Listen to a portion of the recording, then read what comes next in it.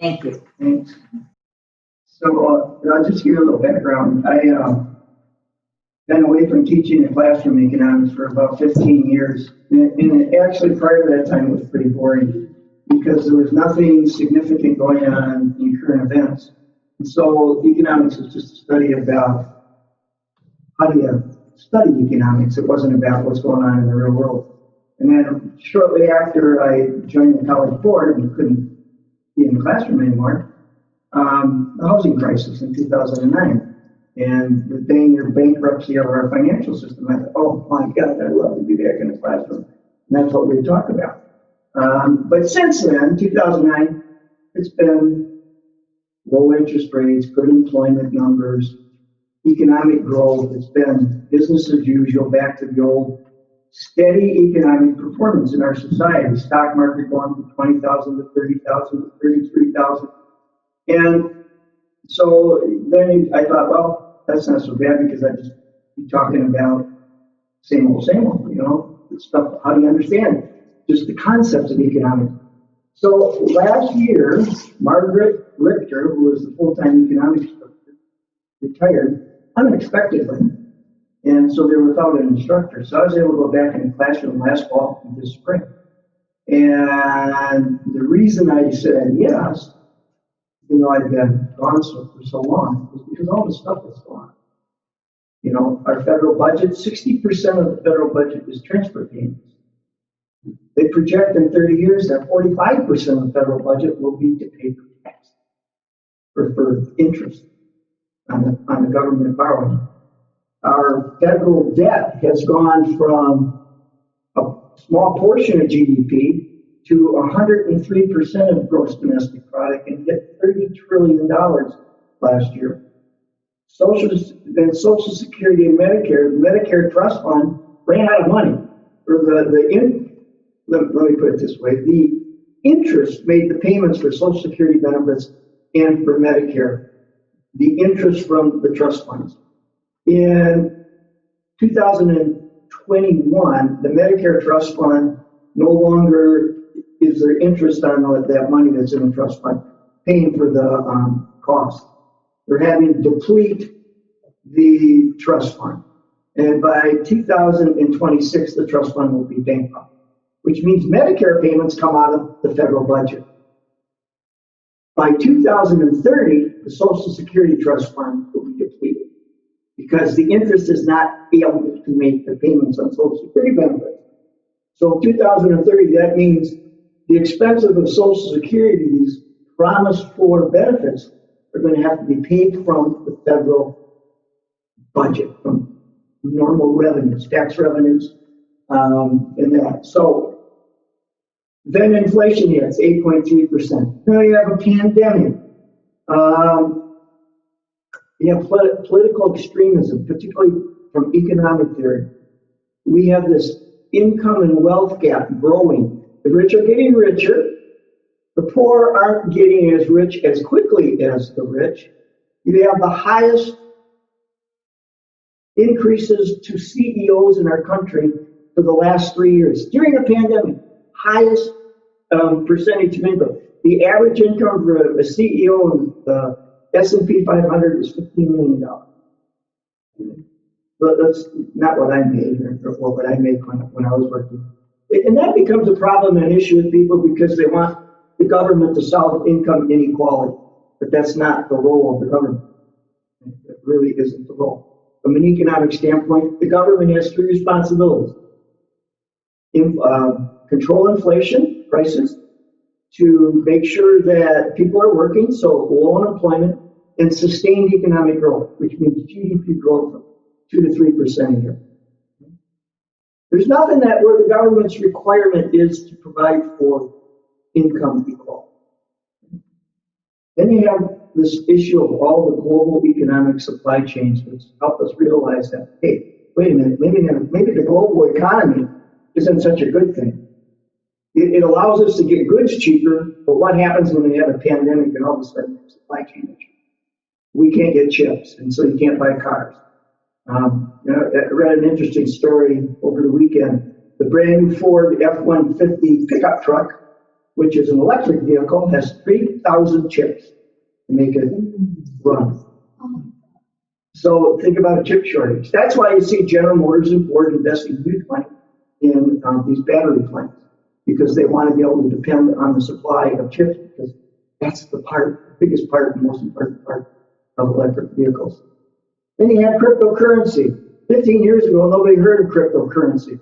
Cryptocurrency has been promoted as being the brand new way that we're going to finance it digitally.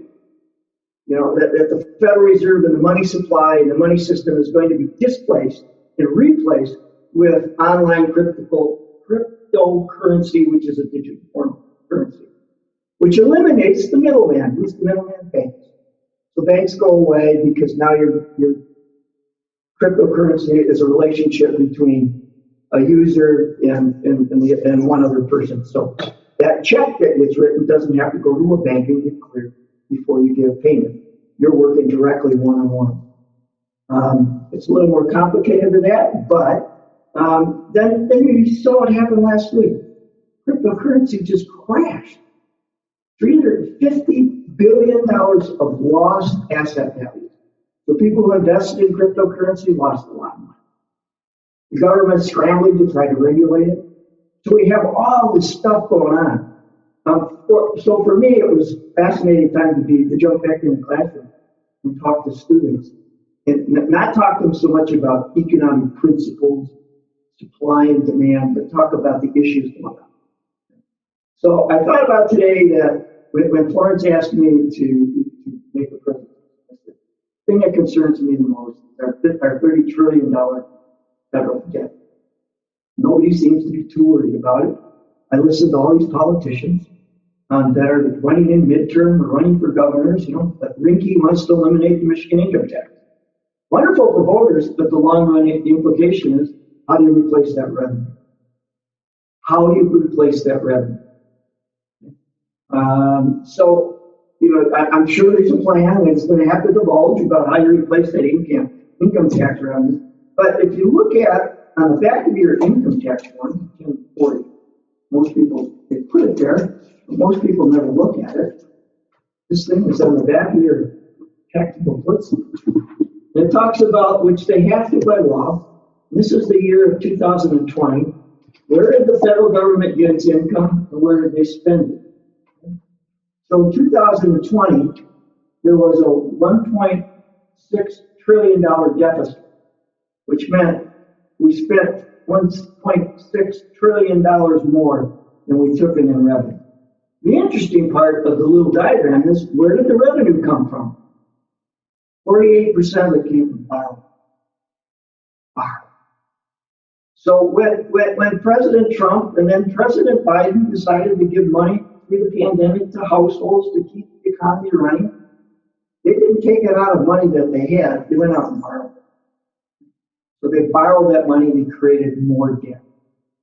And so at $30 trillion of debt is bothersome. Now, there are some economists that say, well, that's fine, because that debt, the interest payment, as long as the economic growth is greater than the interest payment, we're okay. So if I'm growing economically by 3%, and you measure growth by gross domestic product, which whatever gets produced creates income. So that's the income in a country. We were at $25 trillion of income. That's what was created in 2020. But we're at $30 trillion of debt. The World Bank classifies you're over the edge if you're over 77%. And so borrowers should think this is pretty risky. We're at 103% of debt. I worked in banking a long time, and I can tell you, if someone came in and wanted to borrow money, the first thing we ask, what's your income to debt ratio? First, prove your income. Second, what's your income to debt ratio? If you were under 30%, you were low risk and you probably got your money. If you're between 30 and 40%, you better have some other asset value to back it up. If you were over 40%, you have to have cosigners and asset value to back up what I was going to borrow you to limit my risk. And your interest rate is going to be higher. So when the country gets to 103% of debt to income, that is, you're on risky ground, which means people that are borrowing you money are going to want higher interest rates. The government's been very lucky. The interest rates they've been paying in the last couple of years is about 2%, 2.25%. But as the Federal Reserve raises interest rates to slow down inflation, we're going to have to pay higher interest rates. And all these economic projections about, well, into the future, as long as the interest rate we're paying is more than the income we're making, our GDP is growing at a rate greater than that interest rate, we're okay. Well, now it's starting to get the other way. The interest rate we're paying is going to be less than our gross domestic product. And the income in the first quarter of 2022 went backwards. It was a half of 1% negative. So we didn't grow, we shrunk. And going forward with higher inflation, that's going to be a problem. Because everybody's projection is low interest rates going forward. Low interest rates are not going to be the future going forward, not in the United States. So the solution is simple: spend less for higher taxes. That's how you eliminate public debt. When's the last time it happened? Under Bill Clinton. They had 2 years of government surplus, and the surplus then can go to retired debt. We're projecting another $1.6 or $1.7 trillion deficit for this fiscal year, which was October 2021 through September 2020. Another 1.6. So that public debt is going to grow even bigger. And it's growing faster than the income that's being created in our society to pay it off. So that's part of the train wreck. So, yeah. You were able to write off your interest on home, whatever. That is the advantage for a person like that, not the government. Well, that's just the tax system and what you're allowed to use as a deduction. You used to be able to use credit card interest, any kind of interest, and then they eliminated credit card interest and said the only interest that is deductible is on your primary residence, any mortgage interest. Number one, that was done under the Clinton to try to increase tax revenue.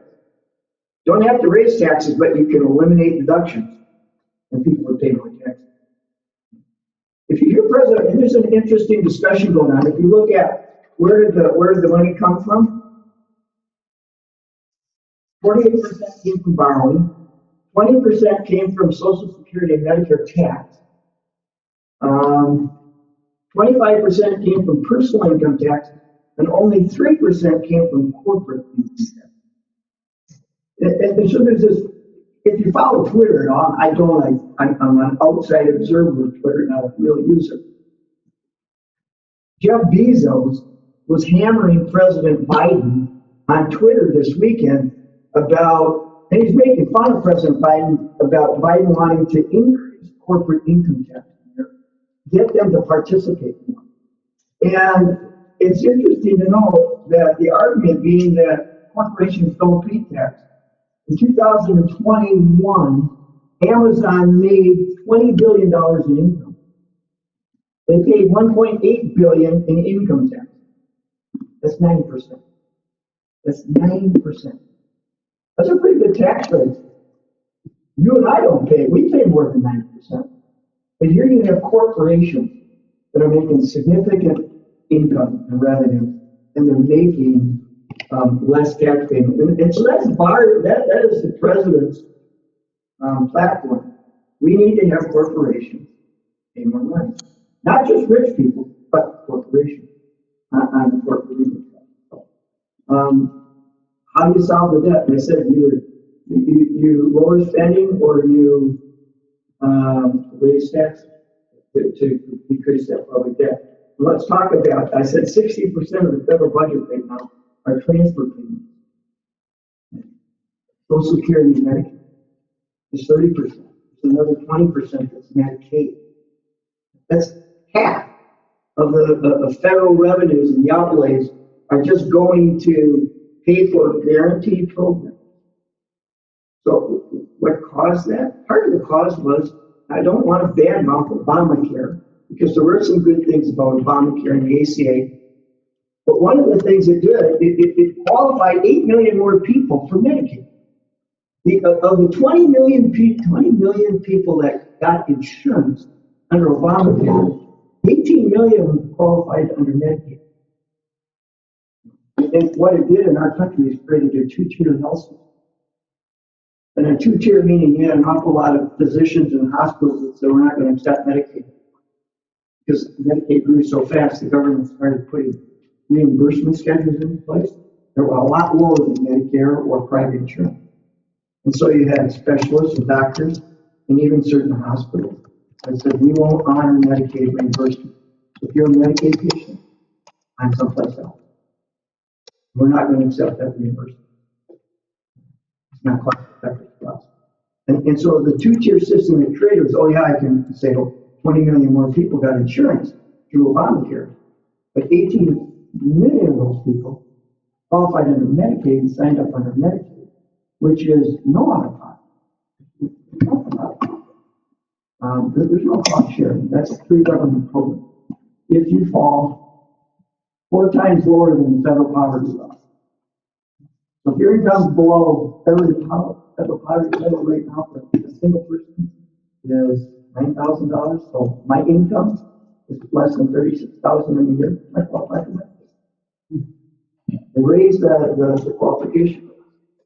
So part of it is, with all these transfer payments, something has to be done to the outlay of dollars. If we don't solve Social Security issues and we don't solve the Medicare issues, then, like I said, more of our federal revenue dollars are going to have to go support. In 2010, this happened in Greece.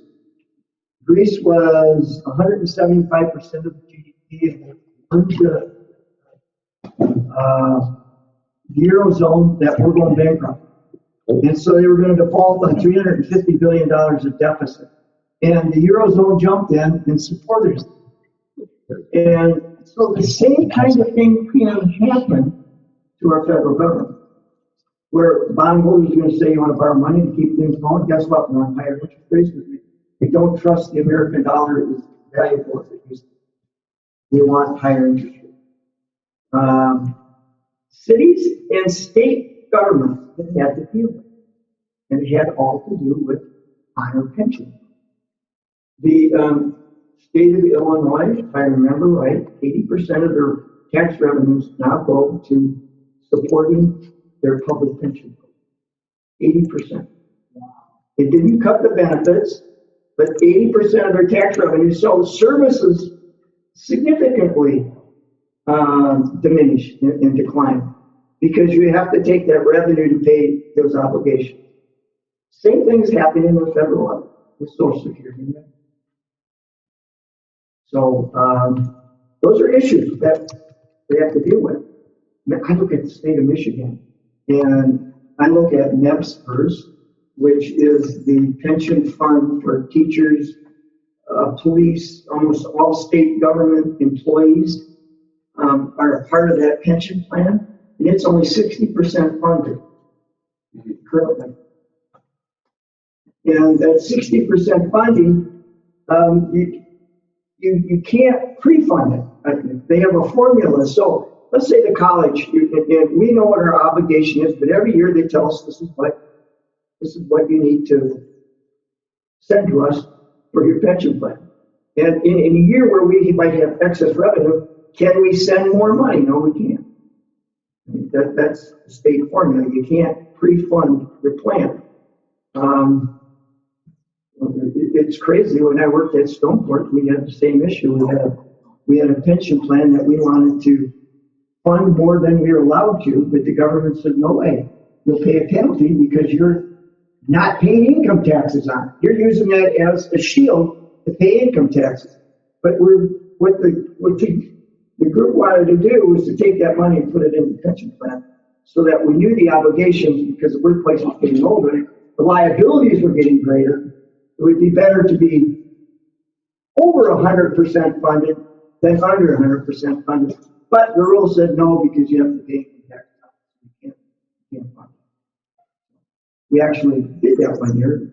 Got a tax end up having to pay tax. But those are some of the issues. Let's talk a little bit about Social Security, because I know Social Security is only 7% of Americans have the three-legged stool.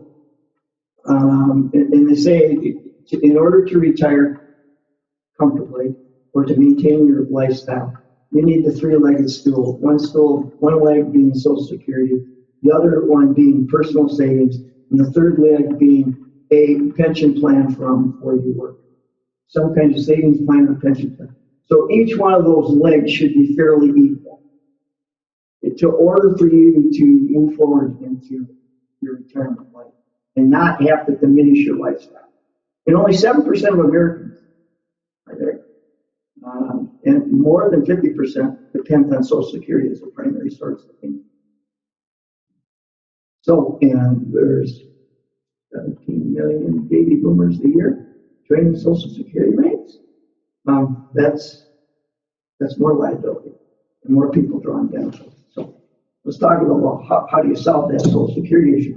When it runs out of funds in 2033, we don't have enough revenue coming in to support it. Because already 48% of the revenue is going, we're borrowing. Can't borrow money to pay for seniors. It's not fair to all generations.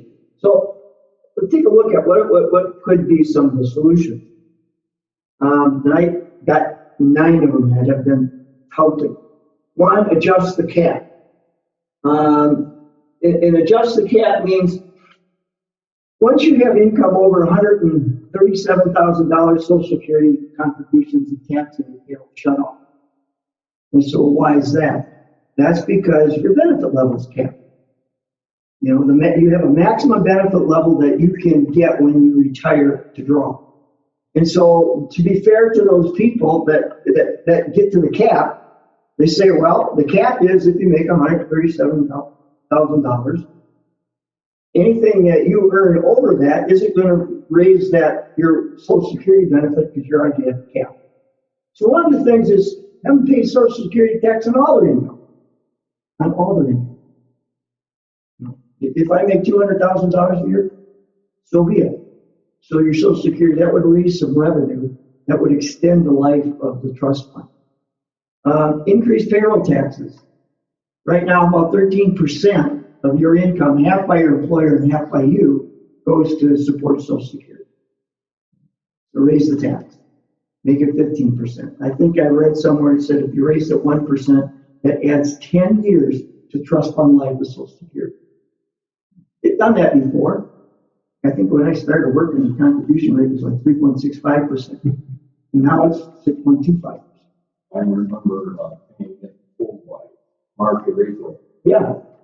And it shut off and you didn't have any more. So the other thing is that we talk about you could increase payroll taxes. We could broaden the base. Not all employees are eligible for Social Security and don't make any contribution, like state employees, teachers. Some of those employees are exempt because they're in a state plan, and they say, well, let's broaden the base, make everybody be part of Social Security. In order to do that, you have to deal with those alternative pension plans. And broaden the definition of income. Right now, it's just paid wages. They said, well, what about if part of your income is healthcare benefits? Put a value on the healthcare benefits, and those healthcare benefits could be taxed for Social Security to broaden that. So these are just some of the features they talk about cutting benefits. Not for existing people that are drawing benefits, but for future retirees you would cut their benefits. Instead of being eligible for $2,500 a month, maybe they're only eligible for $2,400. Remember, those benefits, those last for their lifetime. So if you cut 100 and say, well, $100 a month, but $100 a month, you could go on into perpetuity. Eliminate the cost of living adjustment. You know, if you're on Social Security, you got 3% this year, 4% increase. You get a pretty healthy, one of the largest. Social Security automatically adjusts for cost of living. So if inflation goes up, you're not stuck on the benefit you retired with. You get a somewhat of an adjustment in your benefit level. There's been talk about let's eliminate the cost of living factor, save money to upgrade the plan. Age adjustment. Back when, figures here somewhere. Back when Social Security started, there were, in 1945, there were 42 workers per beneficiary. Today, there's 2.8 workers supporting beneficiaries, one beneficiary. So think about that ratio. Part of the problem is you don't have enough people working paying taxes to support the number of people that are not working.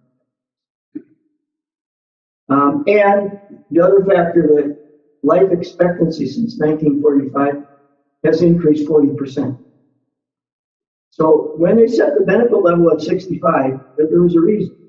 The average life expectancy in 1945 was 59. So the government never expected for Social Security to become a primary retirement. It was supposed to be a safety net to provide benefits for people that might be disabled at work and young families. How do they get by? Because their major wage earner was disabled or died, the program paid them some benefits until they were off on their own. So it was a safety net. And so now you have a 40% increase in life expectancy, and so no longer is it 59, it's 79. We never adjusted one time we adjusted it from 65 to someone my age. I think it had to work till I was 67 to be eligible for 100% benefit. Not a very big adjustment. So they said, adjust it again. So you could tweak Social Security and say, we're going to adjust the age at which you qualify for benefits. People are living longer, and so they draw benefits longer. So those are part of the issues and some of the things that you want to hear somebody talking about to keep the trust fund above water and to continue to have Social Security benefits being provided. The other piece is Medicare. And I talked about the Medicare already. The trust fund will be bankrupt. They predicted in 2026 that trust fund's going to be gone. They're already drawing down the trust fund because taxes that are going in aren't creating any interest because we're using the tax revenue coming in from Medicare directly to pay for Medicare expenses. So under Medicare, there's the same kind of solution. Now understand, Medicare, you do pay, no matter how much you make, you can still continue to contribute to Medicare. Let me see, what's the qualifier? I think it was after you paid Medicare expense all the way up to $200,000, and after $200,000, you get a bump and you pay a premium. So Medicare, because there's no cap on the benefit limits, if I'm making $300,000 a year, I'm still making Medicare. Social Security shut off at 147, but Medicare, I'm still making tax payments. You could adjust the Medicare tax rate and push it up and make it higher because Medicare expenses have increased so much. Medicare used to be 0.7% of GDP. Today is 3.5% GDP. That's how fast it's grown in 40 years. So I'll talk a little bit about Medicaid. It's grown since 2002 2,000 by 150%. And that's because of Obamacare and all the people that now qualify for Medicaid. And the cost for Medicaid is increasing at $125 billion. Those are the train wrecks I talk about. And what I would expect the people that want to be elected, not deal with the popular emotional issues, but talk about some real structural economic issues that nobody wants to talk about. Because I have to talk about raising taxes. I'm going to lose voters. I'm going to talk about eliminating benefits or raising benefit levels or qualification for benefit levels. I probably lose a lot of voters. But those are real solutions that have to be dealt with in those particular areas. Yeah. Are the immigrants coming in, are they able to get Medicaid? I don't know. I don't know. The argument is that the issue is that, yeah, they're getting treatment. Somebody's paying for it.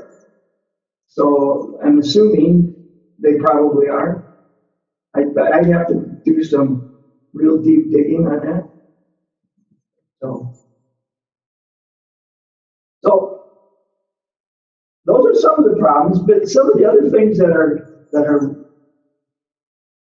going on today that are, to me, interesting. I think inflation, everybody's dealing with inflation, but who do you blame for inflation? The president doesn't control prices. The administration, the Congress doesn't control prices, but yet we're all placing the blame on them. The inflation rate of 8.3%, we're the biggest cost, American households. When ACA came around, or when the American Recovery Act came around in 2000, well, partially President Trump and President Biden, they sent every household $1,200, every taxpayer who filed a tax return in 2019, sent you $1,200. The anticipation is, and I love economics because I study human behavior and how people make choices from an economic standpoint. And the expectation was we're going to give people money. They will go out and spend the money and push the economy. We're hovering between 12 and 14% unemployment. People were being laid off. Businesses were shut down because of COVID and restrictions. We need to keep the economy going. How do we do it? Let's give people money. We know that people are unemployed. We'll extend unemployment benefits. We'll send them money in their household. Guess what we did? We didn't spend it. We saved it. We decided not to spend the money because we were still uncertain what was going to happen with the pandemic. And so what then happened was these oil companies, they laid people off and shut down their operations.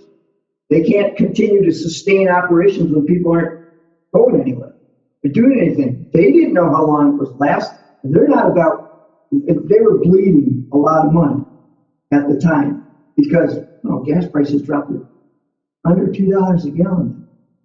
And so oil companies were going, we need to shut down operations. So they shut down refining, they laid people off. And so the effect was, and then people got all this extra money, and I still didn't go anywhere. I didn't go out to dinner, I didn't go to the theater, I didn't go buy stuff, I didn't go travel, I stayed home. What did I do? I saved my money. So then all of a sudden, in the fall of 2021, pandemic starts to sink like it's loosening up. Prices in October 2021, inflation was still only about 1.5% to 2%. That's what we expect. Then all of a sudden, I decided, I'm spending some money. Darn it, I've been locked up for a year, I'm spending money. Guess what? We spent the money, which increased the prices. Because why? Manufacturers and distributors and refiners, they couldn't gear up fast enough. They could not gear up production fast enough. So now all of a sudden, there's a shortage of goods and services because you and I have created higher demand.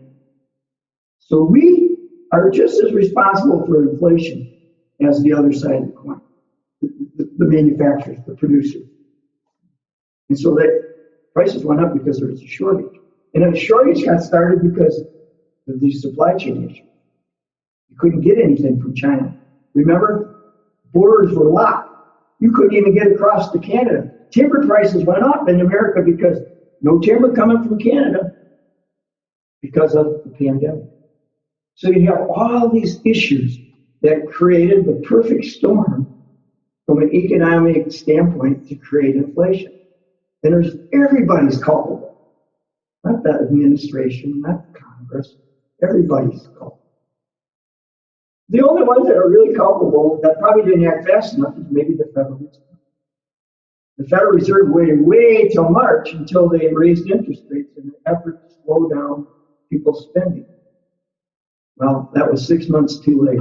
If they would have done that in October and November, of which it was highly recommended they do, during that point in time, it would have slowed down people's spending. Housing prices may not have increased so critically fast, and we wouldn't be suffering 8% inflation at the end. We're all culpable. We're all culpable. And so the Federal Reserve feels it's a temporary blip, that once people get back to work, the unemployment benefits have run out, they no longer have these extra payments from the government, that we will return to a normal economic cycle, and there will be goods available, so the prices won't tend to go up because there's shortages. And we'll get back to prices that are more normalized, not the 8%. And they look at what happened between March and April. Went from 8.5% to 8.3% inflation for 12-month period. So it's started to inch down slowly. That's still unacceptable to you and I, but it's 8.3%. So that's yet to be seen what happens. And the other thing the Federal Reserve, but nobody talks about it much, and it has a bigger impact, is that during the pandemic, the Federal Reserve was increasing the money supply significantly. They were buying hundreds of millions of dollars of bonds every month. And what that did was, when they buy bonds, who held the bonds? Banks and investment companies. So I buy the bond, guess what? Now they have money. And so they need to give it out, whether it's the bank, they need to loan it out. They need to loan that money out. So banks don't want to sit on cash because they lose money if they're not lending it out. And so by the government, by the Federal Reserve buying bonds, they expanded the money supply. Last October, they said in 6 months, we're cutting back all that cash that we put in the system. We're starting to sell those bonds. And when we sell them, you buy them, you got less money to loan out. And so we're going to shrink the money supply. And the money supply can affect prices. It can affect inflation a little bit. So it did a twofold impact. But even just saying they're going to raise interest rates at 0.5% or 0.5%. The bigger impact was expansion and contraction of the money supply. So now they're shrinking it so that June 1st, all the money that they put into the system during the pandemic is going to be back in the Federal Reserve. So they'll have taken that money back out of the system. And so less money also means prices are a little bit higher. You're trying to maintain the value of the dollar so that it's not being inflated. So, well, there's wonderful stuff that's going on. I have great faith in the Federal Reserve. I think that they acted a little bit too late, too cautious. And the fear now is we get a stagflation, where you have unemployment with inflation, two evils. And that will slow down economic growth significantly. So, then on top of that, we get China goes back into a lockdown. Okay. So they talk about gas prices being high, and they talk about other prices being high. You can blame China because they have locked down their whole society again because of the second outbreak of COVID. And so our supply chain's not settled yet. And so higher prices and certain stuff that's coming from that area of global economy is going to stay up. And of course, you have Russia invading Ukraine, which doesn't help. Whether you know it or not, Ukraine is the breadbasket of Europe. It's a huge agricultural country. And so they lost all their crops due to the dang war. They weren't able to plant, and they weren't able to get, so that will have an impact on food prices, particularly in Europe. And it'll impact us as well. And you know the Russian gas situation, most European countries now, only one that has refused to stop U.S. gas. And I read today that McDonald's is going to take a $2 billion hit. They sold all their franchises in Russia, no longer going to do business. So all these companies that are removing themselves from Russia is going to have a significant impact on the world economy, which certainly it impacts us as well. So you get all these complicates, the perfect storm of economic chaos. And you just seem to get over one hump, and then all of a sudden something else happens that you know is going to complicate all this economic activity. I can't help but talk about the housing crisis. And this is something that I feel very strongly about. So I'll get on my bully pulpit a little bit. And in the housing crisis, if you look over in the west side of the state where they really depend on temporary housing for workers or just lower income workers to support their hospitality, people can't find houses. Last week, there was a front page article in the Alpena News about professional workers that can't find houses in Alpena. They may not want to buy, they would like to rent, there's nothing to rent. So it's a housing crisis. My daughter, who works for the DDA, complains and says the city does not have a policy about Airbnbs. She said we have 23 residential units that sold in the last year that don't have anybody living in them because they're Airbnb. They're owned by people out of the state. Out of the state. And so communities are starting to realize that that's not a good thing because it doesn't allow for temporary housing for full-time, hospitality workers that may want to rent and not buy, may not have an income sustainable enough to purchase. And so they're setting standards that require that when your house is sold, if it was a residential home, it can't be used as a Airbnb. It has to have a full-time resident. You can lease it, you can rent it, but not on a temporary basis. That's a significant problem on the west side of the state.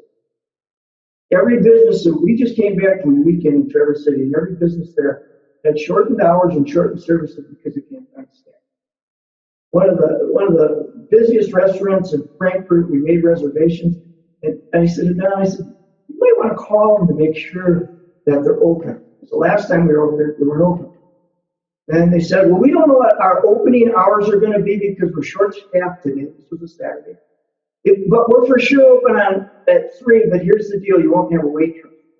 We'll give you your menu when you come in, with a slip, an order slip, and then you'll take it to the bar to order your food. And then somebody will deliver it to your table because we just don't have staff, the waitress. And it wasn't just that place, it was every place we looked. The McDonald's in Acme, big sign, $23 an hour. Now hired. That's pretty significant, that's a pretty significant wage to work in food service and hospitality. So it's housing, absolutely. Everything. But even though people can work for that, the 23 hours, they can't afford a house. They can't afford. There's nothing available. Nothing anywhere. It's sad.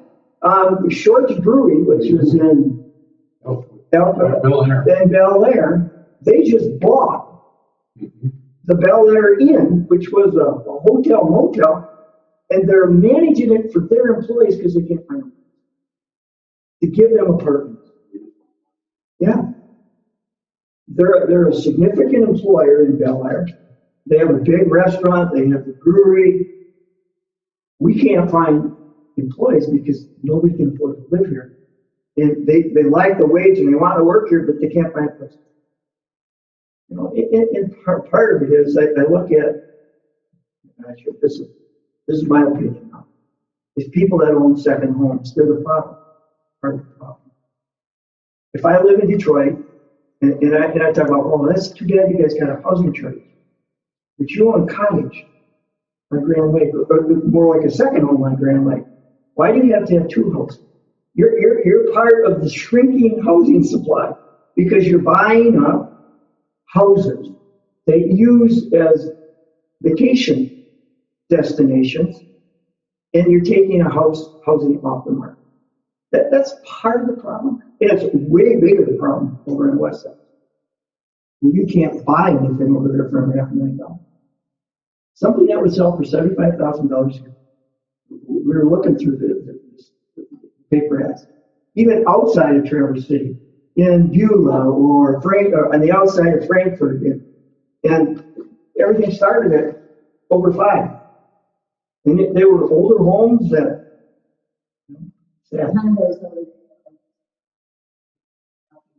You know what? I just looked at the condos at the Commons, the old state hospital. They started at $875,000. $875,000 for a condo. You start there. That was the starting price. That was the starting listing price. But the demand, you wonder where do people get the money? How do they afford to do it? And it's people that are using them as secondary residence. And a lot of people are Airbnb them because what they can get for people staying there for a weekend is what they could get if they leased it for somebody for a month. And I don't have to put up as a landlord. Have tight rules, you're in and out.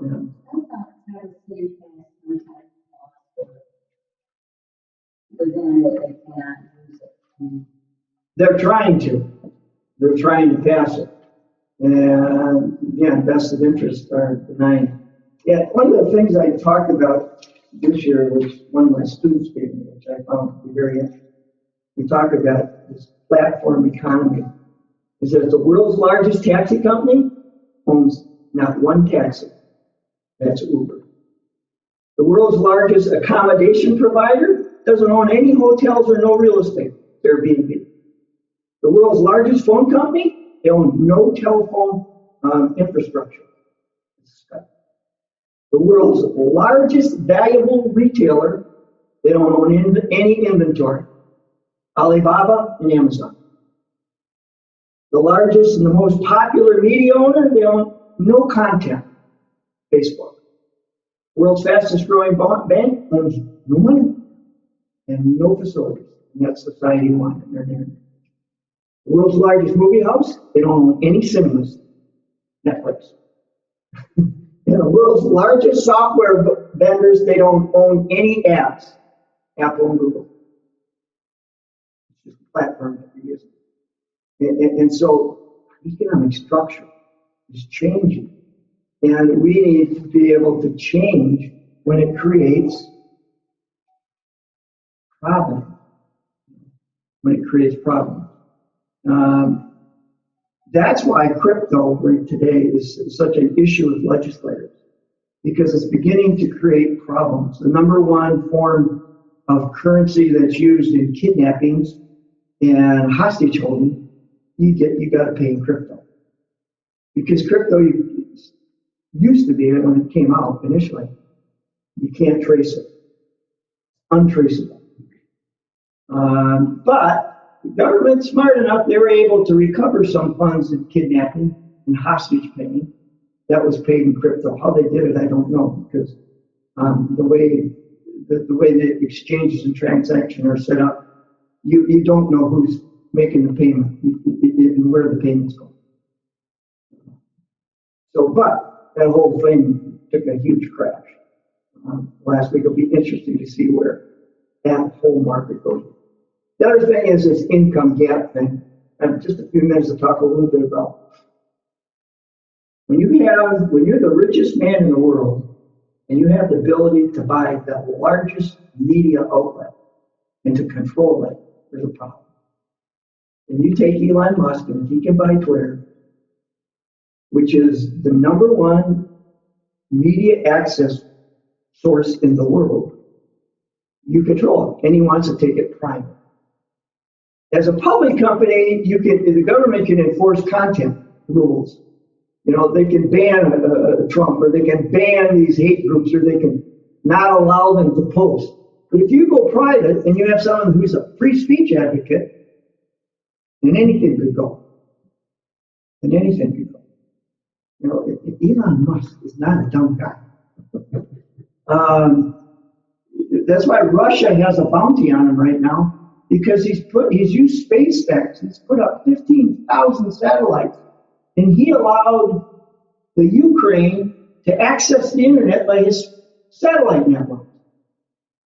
There's an app, if you have a cell phone, that you can go and look at, and you can see all the satellites, and they fly low. They're not very high up, only like 20,000 feet, that circle the Earth. And he was able to put his link station, they call it, over the Ukraine, so people's cell phones could still access the internet, so the Russians couldn't jam the content of the truth getting out of Ukraine about what was really going on. So the Russians have put a bounty on Elon Musk for doing that.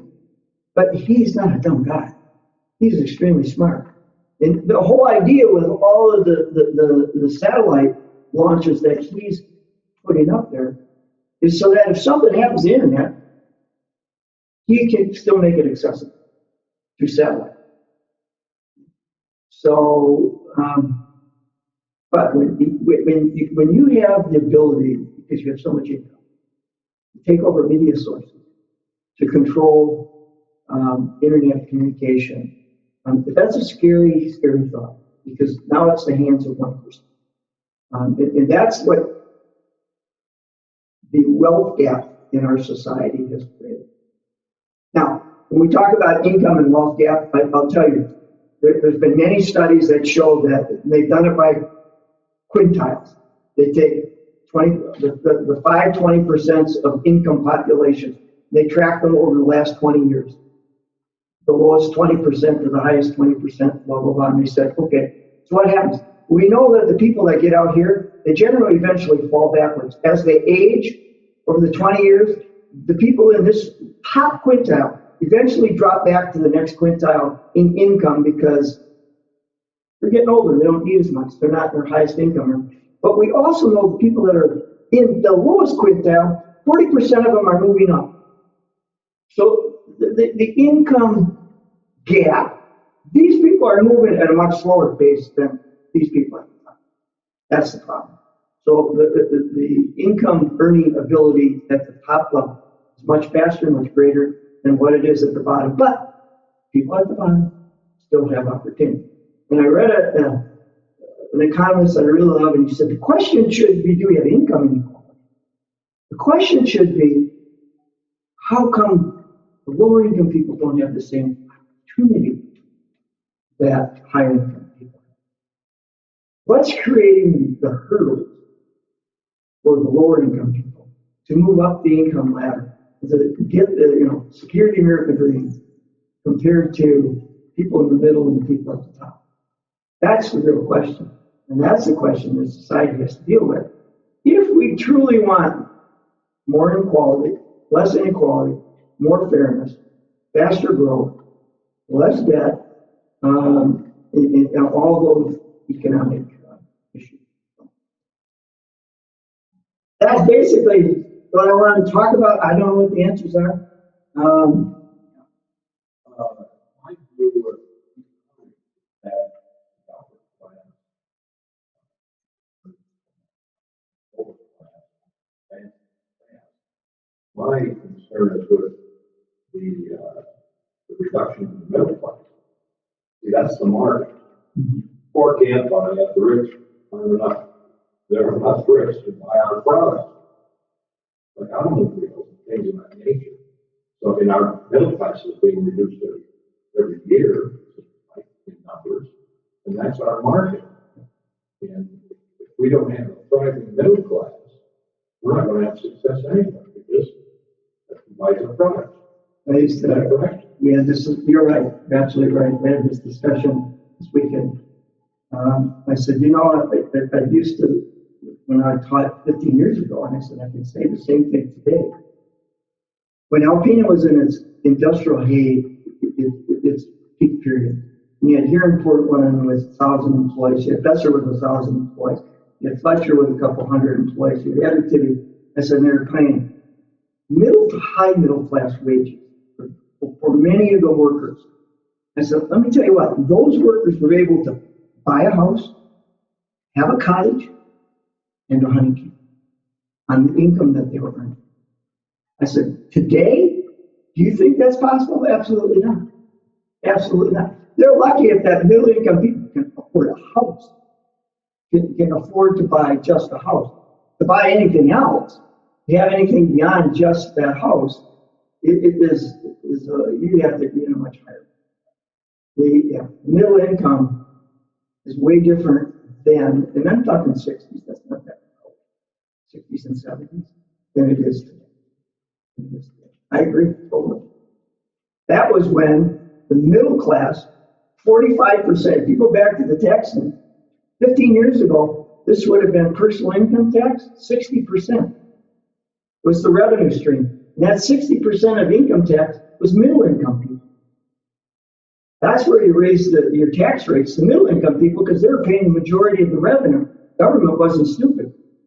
You raise the income tax rate on rich people, here's what happens. Okay, so you want to be like prior to Reagan. You take that upper income tax or a progressive tax table, and you say if you make more than $1 million, you're in a 70% tax. So what they'll do is say, I'm not going to take that as income, I'll take it as stock. Why? Because that stock now gets taxed at the corporate rate, which is 25%. So I just switch. I'm smart enough that I'm going to pay the government the least amount I can possibly do. It's happened. I remember when they put the wealth tax in a number of years ago, and they were taxing luxury vehicles, jewelry, luxury boats over a certain length. There were four major key items. They said, well, we'll get the rich people to contribute more. We're going to put a bonus tax on, I think it was jewelry over $20,000. Furs, it was furs over $10,000. Vehicles over $60,000. That was a pretty expensive vehicle. Boats and airplanes, boats over 30 feet, and airplanes that were over $200,000. And there was a 10% premium tax if you bought something that was over. Guess what? Nobody bought it. The tax went away in about 2 years. It raised zero amount of extra revenue to the government. And they said, that didn't work. You know why? They bought used, they bought out of the country. It's not paying a 10% premium. I'll just find something else. They've got the legal assistance. They've got but the federal government, lobbyists, and they write the text. Basically, you have ownership tax. Yeah. Yep. Well, we have to be careful with this also because we can't stop rewarding this. We have to let the cream rise.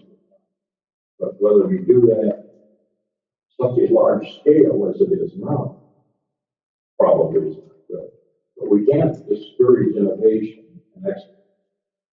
Therefore, there has to be some rich people. Oh, I totally. There has to be some rich people because they're talented, they invent things, and they should be rewarded. So we can't tax them out of existence. But it's out of proportion. I would say. If we take away the middle class dream of young people, they're going to give up more than that. So I had a class of primarily young people, and I asked them how many thought that they would get Social Security benefit. Not one. There's 37, two sections I had. And 37 kids, not one of those people that were in that class said that they thought they were going to be eligible for Social Security. You know? And yet, they're paying on the inside. Yep. They'll never see it. Well, they're paying like that. I mean, well, You know, because the trust fund it was generated for many, many years, but think about that. You know, you can't say it was a bad thing because 50 years, the interest on that, and guess who was borrowing that money? Federal government. Remember, just when the federal government borrows all this money, this $30 trillion in public debt, well, they borrowed 48% of, federal income was $3.4 trillion, so half of that was borrowed. But there's inner borrowing and external borrowing. Half of it was internal borrowing, which meant the federal government was borrowing from the trust fund. So they took, the trust fund took that money and gave it to the government to use for other expenditures. But so the government still owes that back. So some of that interest payment on those bonds are going back into the trust fund. But for 50 years, that thing was self-sustaining. The interest paid for all the benefits. But we didn't adjust along the way for longer, lifestyles. We didn't adjust that maybe we need to raise taxes. Maybe we need to make the qualification age a little bit older. I'm 70 years old and I'm still working. I'm still paying taxes. And a lot of people are still working. I can grow my Social Security on top of getting my income. Now, one of the other solutions was we need to have a progressive system that says we're going to adjust your Social Security benefits by your earning. So, Joe, if you're earning equal to what your Social Security benefit is, guess what? You don't get it this year. You don't get it. I pay in a small portion, but I draw $3,000 a month in Social Security benefits plus work, no problem. Well, you earned that, when you were working back then, but I'm still working. Shouldn't you look at if I still had income now and say, you chose to work, your income level is going to wipe out your benefit. But I don't want to do that because I can't find workers. You got a lot of people that my age and that continue. You're donating that. I could. Yes, I could. Well, what are we gonna do with the band school? I don't know. It should be housing. There's a perfect building. They could put housing in there. Now, I've heard now Dr. Dart is sold, I think. And I heard the people that are looking at it are talking about the same kind of apartments that are on the corner of Dunbar and Washington. That Ari Townsend and Wally Patkey, four guys built those and sold those as condos. It's not high price condos, but I think they talk about doing the same thing. Alternative school cases is called. Yeah.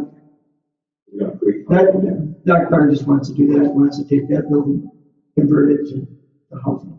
Some of the laws are empty. Realize that I think it can be government assistance or something to buildings or communities or real or income. You need to have my daughter come in and talk to you about it. No, I'm serious. Property development. We had some interesting discussion. You know what Neiman's is being used for right now? Young's is renting it for storage. What is it? Young's appliance. Neiman's. Neighbors called neighbors. And that's what's happening all over these abandoned box malls are being used for storage, warehousing. That's about all they're good for. So, I'm not concerned about vending. I'm concerned about the low flesh paper mill. I think, we get this cruise boat coming in here and bringing in 350 people. They come through and they look at DPI and they look at the salt pile. They go into the bridge and they look at an abandoned warehouse. That's not a very attractive thing to see if you come in. Broken windows, graffiti, all the artwork stuff that they put up there, some of it's torn and taped, and that grinds me a little bit. How about the storefronts downtown? Talk to the owners. Be a little slow on that. A lot slow. We still don't have a theater. No, hard to believe. Roger City has. So, yeah. I have a question for you as an economist.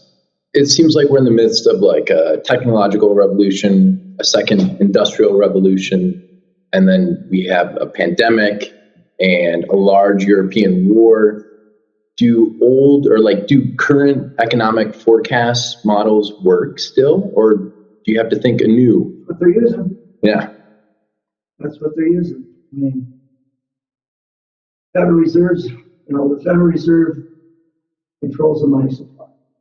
The federal government's looking at, looks at crypto. That's because there's 30% of Americans were involved in crypto, whether they own crypto or were involved as a miner, mining crypto. So you have a significant amount of people. So that financial system is unregulated, which makes it a little dangerous. And that's why you see the big drop off. So the Federal Reserve, certainly the tools they have work. Control the money supply, shrink and control interest rates. When I was working at Besser Company, I remember when there was 22% inflation. We were trying to invest pension funds for our shop group. We got a 3-day guarantee rate. Well, 3-day. We had over $1 million. Nope. We'll hold this for 48 hours. You got it today, so you got 48 hours, or really 3 days, to either accept or reject, because we don't know where interest rates are going, because interest rates are going to skyrocket. And so, I look around, 4% for mortgage. My first mortgage was 14%. So, I've been kind of hardened by some economic times that aren't as steady as ours, even though we have this blip right now. I really believe the inflation thing is going to go away. The bigger issue is global economy. How much we depend on our supply chains that we can't control, whether it's timber from Canada, whether it's food supplies from Mexico. I have a brother that lives in Maui, and when we went out there, he talks about gold plantation. He used to work for it.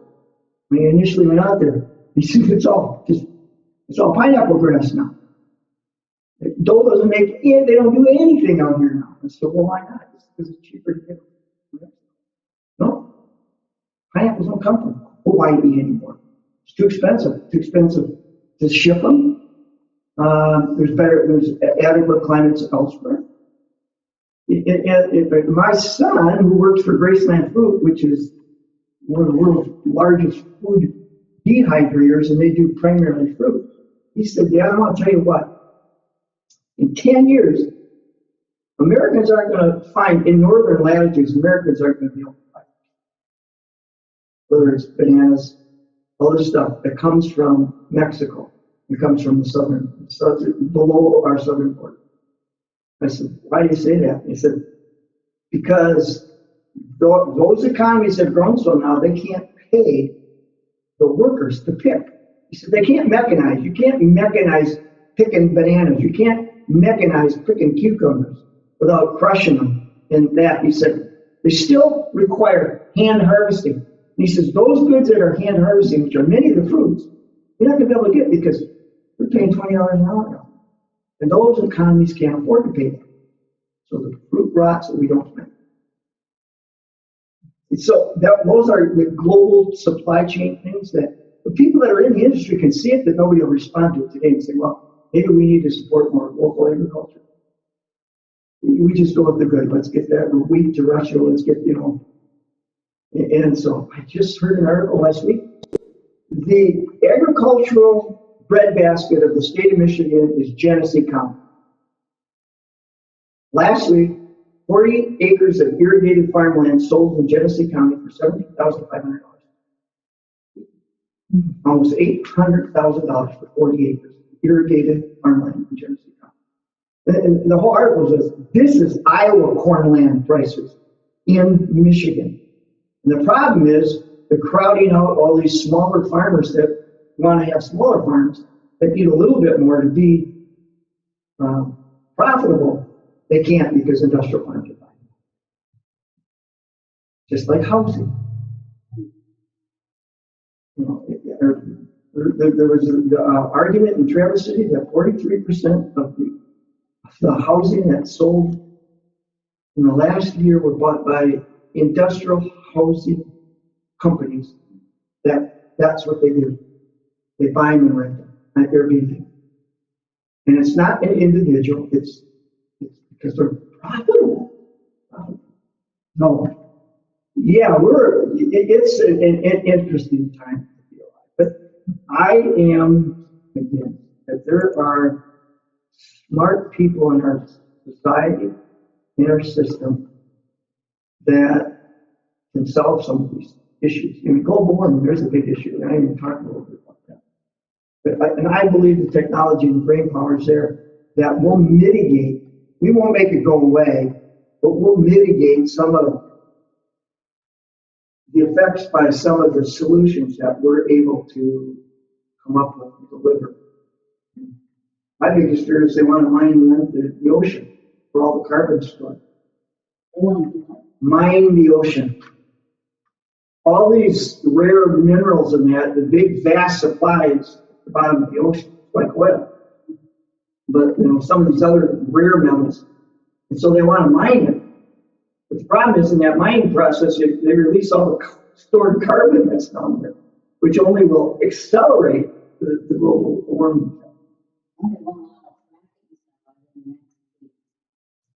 It's almost too late. So we learned too late when we should have learned sooner. A lot of those issues. But I have a lot of hope in the economy. I really do. I think they're smart people. We have the ability. We have the capacity. It takes our abilities forth. It takes concerned people to go to the polls that listen to the people that are running for office and able to say, okay, what's your position on this? I haven't heard one politician talk about federal debt and Social Security and Medicare. But yet it affects the biggest chunk of voters because we'll go to the polls. We're the ones that go to the polls and vote. But nobody will deal with those issues. I like using the story. I've only heard one politician in my lifetime yet that ran on the platform, I will raise taxes to solve Governor Blanchard who issued. Oh, yeah. The state's bond rating had downgraded. They're talking about selling the house on Mackinac Island, sold the plane, all this stuff. And Blanchard ran on the platform, he said, I will raise taxes, personal income tax. But here's the deal, once we get this situation solved, we get our debt structure restructured, and our bond rating gets passed, I will lower taxes. He did just what he said. He's the only politician I know. Man, that guy's, I liked him. I liked him because he said he's going to raise taxes, and that was the answer from an economic standpoint. Not easy to sell. But I'm not going to keep those taxes up to keep the revenue coming in, to create more programs. We'll give that back to the taxpayers. We'll lower taxes myself. Give that leeway today and get you part of the door. Yeah, you just get a new program. Just get more programs. So. How about our manufacturing in China? How do we bring that back here? We're starting to. The big investments that Ford and GM are making on the chip side, I don't worry about the cheap goods. I mean, the goods that don't have a lot of value added, the high value added goods, I want to see them back here. The chip manufacturers, the ones that create high paying jobs. I'm involved a little bit with the spaceport project down at Wordsmith because of Coletta Air being there. Through the college, because we have a facility there, we're buying another facility to help train, hopefully, some of the spaceport workers. But the reason why Wordsmith was chosen, one, because of their free airspace that they have still over the lake and that. And it's not a vertical launch, it's horizontal launch, which means the satellites go on large planes, and then they're dispersed, at altitude. That will bring in from 600 to 1,000 high-tech workers. I mean, it would be much easier to put those facilities and make those investments in someplace out of the United States where you wouldn't have to deal with all environmental issues and all that. It would have been very easy for, and Richard Branson is one of the stakeholders in the spaceport stuff in Ascota to compete with Bezos and Elon Musk. He's got too much money. But you think about that investment, the level of income jobs that it's going to create is high. These aren't low-income jobs. These aren't hospitality. These are sustainable, real good jobs with higher income, maybe upper middle class. That's what I want to see in there. If it's jobs that are automated jobs that require low skill, I don't want them here. I'm going to countries where they can easily, they have a lot of low skilled people. How about, buildings? I won't call it that camp was located here. How close were we to that? Not close enough. The only reason was Boeing was, quote, thinking about relocating their offices, their central offices, because at that time, a lot of offices that were stable in bigger cities like Pittsburgh and Cleveland had moved to Chicago as a central base. Somebody in Chicago did a great job of convincing, like Sherwin-Williams and BP Oil and that, to move from their locations into Chicago. Boeing was saying that's more centrally located. We have more flights going out of there than we do in Seattle. They have the skilled workforce, blah, blah, blah. We think we're going to move, and so that was what they were thinking. That's closer if we move our headquarters. That was all wishful thinking, I think. I have another question. I don't like to dominate. No, sorry. How do you value your CTE program in college? Ooh, highly. You feel it's not too late, but it's a long time coming also? No, it takes a while. It's not cheap to develop those. Yeah, and it's been good. It has been good. And we just went through graduation, and I looked at the graduating field, and one half of the people that were participating were all utility technical. The World Trade Center for the concrete people, nursing people.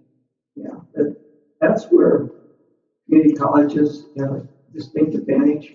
We can react quicker to meet needs. For instance, we created 2 programs. One, professional tree trimmers. I didn't realize this. They can start, if they have their certificates, they can start at $60,000 to $70,000 a year. Mm-hmm. And so Thunder Bay Tree Service, one of the guys there said, we have a shortage. I know I can fill 30 jobs a year if people are willing to move. So they've got this certificate program now, which they hope to develop into an arborist program where you're a certified tree trimmer. But you learn how to clear power lines. You learn it's a little more than just learn how to run a chainsaw. And it fit well for utility people because they need that same kind of thing. So we're able to respond quickly because there's a huge demand. Trucking. We're going to start to certify, CDLs. We got a grant to purchase the equipment. We got 2 flatbeds and 2 engine trucks. So we're going to start doing that. But we can respond quicker than Oregon institution. That's our whole future. You folks are doing what we did in the industry years back. The plant I work at, we have 7,000 employees. We have 700 trades and 100 apprentices at any given time. There are no more first-year skilled trades in plants, let alone apprentices. So you're training those apprentices. Yep. Yep. It's interesting, when I started doing economics 30 years ago, I had a handout that we gave that GM in the state of Michigan's budget for training was bigger than Michigan's state's education budget. General Motors were paying more to train their workers than the state of Michigan was paying for public education. They had a bigger budget. Because like you said, they had all these apprenticeship programs. And yeah. And GMI. Oh, no, what's it called? It's not GMI. It's Kettering. Kettering. And that is one of the top, you go to Kettering, you got a good future. Yeah, that is, that's the way those kinds of jobs work. 6 on floor, 6 in the classroom. 6 months on the floor, 6 in the classroom. And when you get done, you did a good job. Yeah, I was always kind of not really upset. I would wish to protect them. And then when work, but on the GMI people, definitely had an advantage because they had worked. Not only that, they all had mental. Yep. When they got them through where we had to keep an open plane, so to speak. Yeah. It was fair, but yeah. Well, it's good. They only take the top 10% of it. So yeah, that's for this institution. That's our bread and butter. Here's a scary statistic though: 60% of our enrollment is high school. Dual enrollments and early college.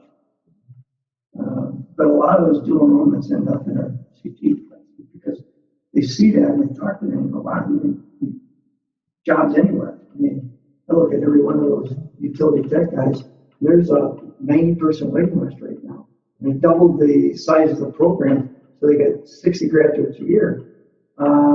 Those guys, everybody's got a job. Everybody's got a job. Why is $100 grand selling it in college and they get up to 20? Right. We don't need the kids we have in college. Too many. For attention. Yeah. But anyway, that's where things are going. But you guys are doing a great job. Yeah, thank you. When's Natalie Street Big? Oh, man. I was talking with Paul just a week or so ago. He said about another 3-4 days, the crane's the first thing they do. Okay, and of course they were putting in some drainage line. Well, I heard not until June, but it wasn't going to be open before Memorial Day. But here's the stupid thing. They did that for planning. They're doing that. Now they're redoing the Land Rapids Bagley intersection. Oh, yeah, At the gas station. That's going to be down to 1 lane because they got to reconvert those culverts and they're putting in different lights. Yeah. Well, you saw all the cones and all that stuff that's there. Well, thank God they're going to delay Heron Road, I think. But they'll have to close that gate. So I think they're going to do that. I feel sorry for the north side of Alpena next year because 2nd Street's going to be torn up from the bridge all the way to McRae Park. So redoing that whole sewer system. And and there's no way of getting around it. You tear it all up at once and get it done. But those poor businesses, they don't have any access. Post office. You need a post office.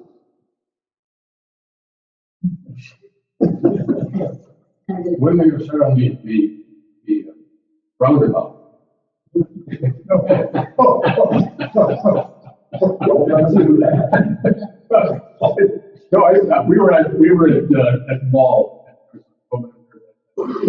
Picture framing and things, and she was talking about that. You got to start another group. They're going to have a double decker roundabout. I thought they were considering one. But They had those lights down. how in the world would you'd have to go up how many stories in the air for God's sake? I mean, you got 3 businesses on that corner. And he broke down, why fix it? Yeah, I don't know.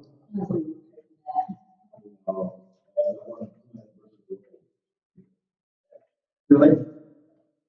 They have two in Traverse City and they're in the other locations. Yeah, over at 72. And I know they put that in there one because of Meyer. They figured that there's that much traffic, but there's not that much traffic. But I don't know why there's two. It's crazy. Maybe they're just practicing. See, that's what we thought. They're just warming the people up in Traverse City for roundabouts. They put them in bigger, and I know they're talking about in Jones Corner. Yeah, really. I mean, they're, what's that, 72 and 31. 31? Yep. Yeah. That's what they're talking about. Well, thank you so much. Oh, Thank you. yeah,